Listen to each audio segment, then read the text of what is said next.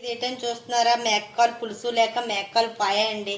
చాలా నోటి రుచిగా కమ్మగా ఉంటుందన్నమాట. అయితే జలుబు అది ఉన్నప్పుడు ఈ మేకకాలు పులుసు అది వేసుకుంటే జలుబు మీకు ఉపశమనం ఇస్తుంది. అయితే ఇందుకు కావాల్సిన పదార్థాలు తయారు చేయ విధానం తెలుసుకుందామా? హాయ్ అండి, ఏంటని చూస్తారా? మేక కాళ్ళు అండి. మేక కాళ్ళు పులుసు పెట్టుకోవచ్చు. ఇదే పాయ అంటారు. ఇది 2 మేకల కాళ్ళు అనమాట. మొత్తం 16 అనమాట. అయితే చాలా సింపుల్ ఉంటుంది, చాలా టేస్టీగా ఉంటుంది. అయితే దీనికి కావాల్సిన పదార్థాలు చూద్దామా? ఇవి 2 మేకకాళ్ళు 16 అనమాట. ఒక మేకకాలు 8 అవుతాయి అనమాట కట్ చేస్తే. నెక్స్ట్ దానికోసం నేను 2 ఉల్లిపాయలు 2 టమాటీలు కట్ చేసుకున్నాను. చూడండి, స్టవ్ ముట్టించుకున్నాను నేను. 2 స్పూన్లు ఆయిల్ వేసుకుందాం. ఎందుకంటే ఎక్కువ ఆయిల్ పడదామంటే ఆయిల్ ఆల్రెడీ దుమ్ముల్లో ఉండి ఆయిల్ వచ్చేస్తుంది కాబట్టి.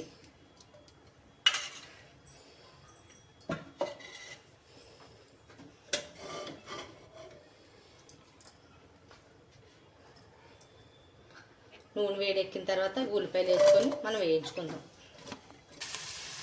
చూడండి, 1 స్పూన్ అల్లం వెల్లుల్లి పేస్ట్ అనమాట. కొంచెం వేగిన తర్వాత మరి ఎక్కువ వేయనివ్వకూడదు. 1 స్పూన్ అల్లం వెల్లుల్లి పేస్ట్ వేసుకున్నాం కదా, అది కొంచెం పచ్చివాసన పోయే వరకు వేయించుకోవాలి. పచ్చివాసన పోయింది కదా. నెక్స్ట్ మనం 2 టమాటీలు కట్ చేసుకున్నాం కదా, 2 టమాటీలు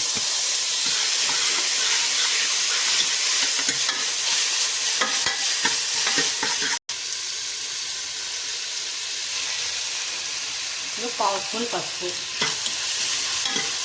వేయాలి కదా. నెక్స్ట్ మనం మేకకాలు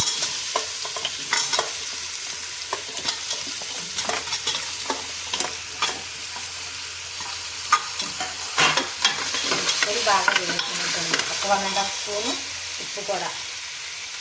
నేను రాళ్ళుప్పు ఎక్కువ వాడుతూ ఉంటాను. మన రుచి తగ్గ ఉప్పు వేసుకొని బాగా కూర అంతా బాగా ఏగనివ్వాలన్నమాట. ఎప్పుడైతే వేగితే అప్పుడే మంచి టేస్ట్గా ఉంటుంది. అలా వేగిన తర్వాత 2 స్పూన్లు కారం వేసుకుందాం. 2 స్పూన్లు కారం, 1 స్పూన్ ధనియాల పొడి,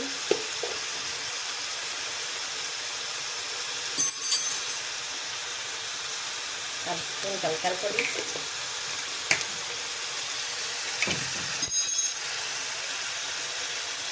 1 స్పూన్ మసాలా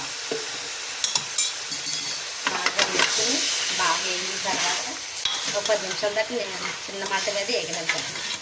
బాగా వేగితేనే నీ స్మెల్ ఉండదన్నమాట. ఇలాగ 10 నిమిషాలు మనం మీడియం ఫ్లేమ్లో చిన్న మంట మీద వేయించుకోవాలి. పెద్ద మంట పెట్టుకుంటే మాడిపోతుంది. ఇలా వేయించుకోవడం వల్ల ఉప్పు కారం మసాలా పెట్టి మంచి టేస్ట్గా ఉంటుంది అన్నమాట. ఇప్పుడు ఒక లోటా నీళ్ళు వేసి మొదలతో అయితే 8 విజిల్ వేయించుకుందాం. లేవడం అయితే 6 విజిల్లు. మనకు మొదటి లేవడాన్ని బట్టి చూసుకొని మనం విజిల్ వేయించుకుందాం. నేను ముక్క నిండి దుమ్ము నిండి ముక్క విడిపోతే మాంసం మంచి టేస్ట్గా బాగుంటాయి అన్నమాట. దుమ్ము నుండి ముక్క విడిపోవాలి. ఇప్పుడు మూత పెట్టేసుకుందాం.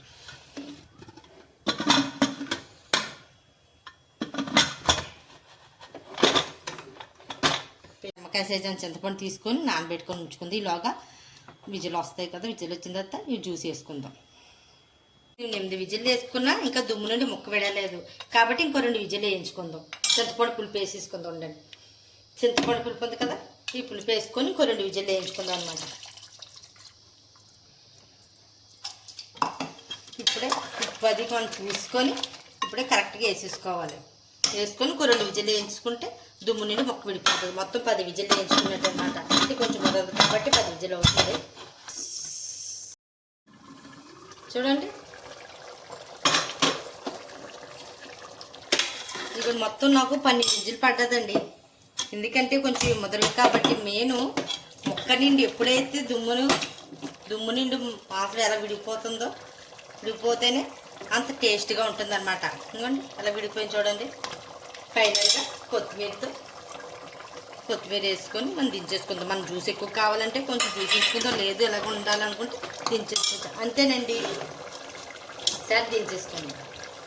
కమ్మగా నోటికి ఎంతో కమ్మగా అనిపించే మేకకాళ్ళు పులుసు లేక పాయ రెడీ. అయితే ఇంకెందుకు ఆలస్యం, మీరు తప్పక ట్రై చేయండి. ఈ వీడియో నచ్చినట్టే లైక్ చేయండి, షేర్ చేయండి, సబ్స్క్రైబ్ చేయండి.